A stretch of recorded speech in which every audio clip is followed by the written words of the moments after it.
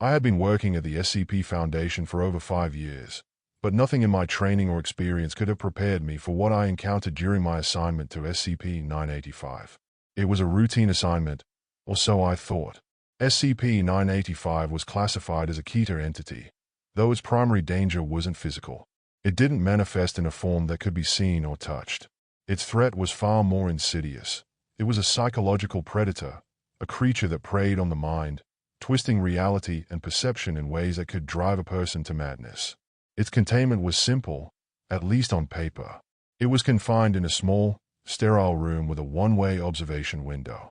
The room was devoid of any distinguishable features, no objects, no decoration, just plain white walls and a single chair in the center. The door was reinforced with heavy steel and locked at all times, and the observation room was equipped with cameras, of course, and a one-way intercom. No one, not even the high-level researchers, was allowed to interact with SCP-985 directly. We had to rely on indirect observation and documented reports. But as I learned quickly, SCP-985 wasn't about what it showed you. It was about what it made you believe. I was assigned to SCP-985's monitoring team a few weeks ago. The previous staff had reported unusual behavior, nausea, vivid hallucinations, paranoia, and, in one particularly severe case, a complete mental breakdown. Of course, no one had ever fully understood what SCP-985 was, only what it did. The first day I entered the observation room, it seemed like any other job. My colleagues and I took turns watching the creature through the glass. I did as instructed. No direct contact, no interaction with the entity. I couldn't even see it, only the effects it caused. The first few hours went by uneventfully, until I began to feel a subtle shift in the air around me. The space seemed too quiet, too still, like the kind of silence before a storm. I turned my gaze toward the observation window, expecting to see the usual room, the empty chair, the blank walls. But what I saw instead made my stomach turn. The chair was no longer in the center of the room. It was shifted to the left, placed at an odd angle against the wall, as if someone had used it recently. I looked around the observation room for my colleagues. No one had moved. I checked the timestamps on the surveillance footage. The chair hadn't moved at all. It was impossible. I felt a cold sweat trickle down my neck as I double-checked the security footage, only to see it again. The chair had never moved. At that moment, I knew something was terribly wrong. Later that night, I began hearing things. Faint whispers, just on the edge of my hearing. At first, I thought it was my imagination. Fatigue was starting to take its toll. But they came again. "You're not alone." It felt like the words were coming from inside my own head. I tried to shake it off, focusing on the monitors, but the whispers grew louder. "I see you. I see everything." I pushed myself to stay alert. I couldn't afford to make a mistake. This was SCP-985, and it was already working on me. The next shift was worse. I'd never felt so unsettled. The whispers became more insistent. I couldn't make out the words exactly, but the presence. I could feel it. There was something in the room with me, something just beyond the glass. I turned my gaze back to the screen. The chair in SCP-985's containment room had moved again. It was in the center of the room now, but it was no longer empty. There was something sitting in it, something I couldn't see. Its outline was too blurred, as though my mind couldn't comprehend what it was. It was almost like an object in a fog, always shifting, always just out of focus. I felt my pulse quicken.